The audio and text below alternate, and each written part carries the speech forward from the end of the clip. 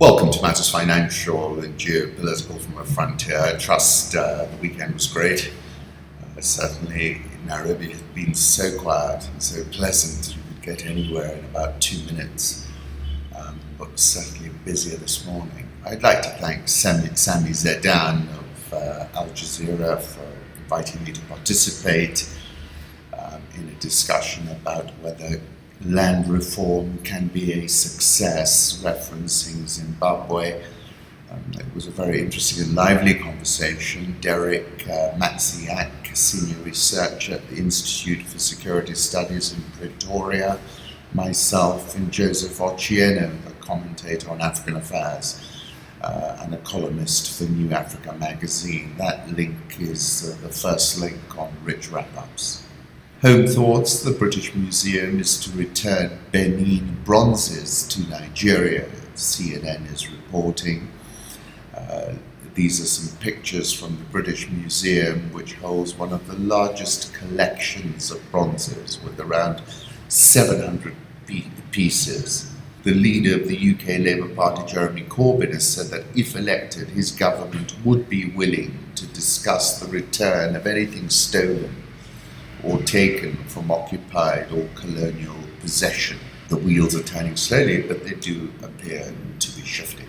Like this tweet from Daily Kerouac, I saw that my life was a vast, glowing, empty page, and I could do anything I wanted. This caught my attention from Bomb magazine, images of immigration in an age of militarized border enforcement. And it just caught my attention because it was a comb, I think, and a little bit of money.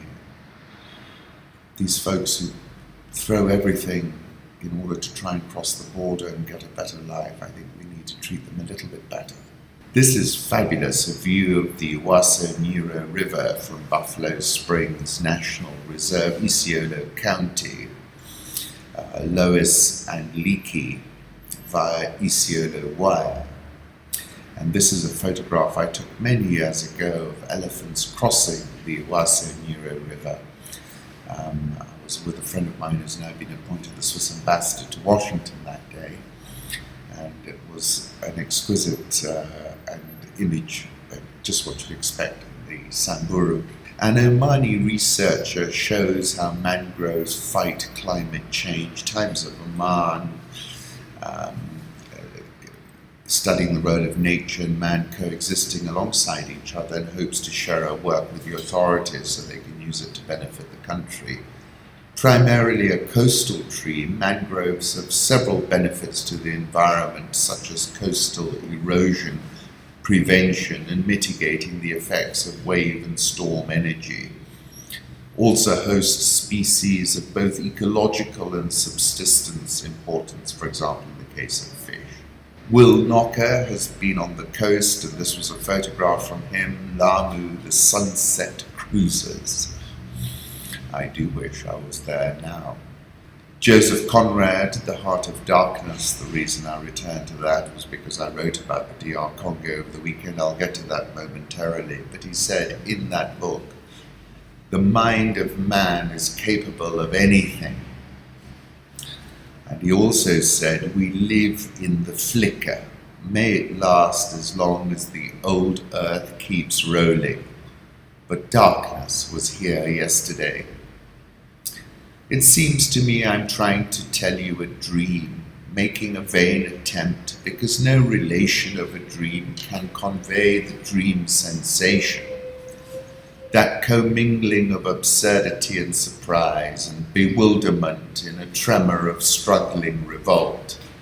That notion of being captured by the incredible, which is of the very essence of dreams. No, it is impossible.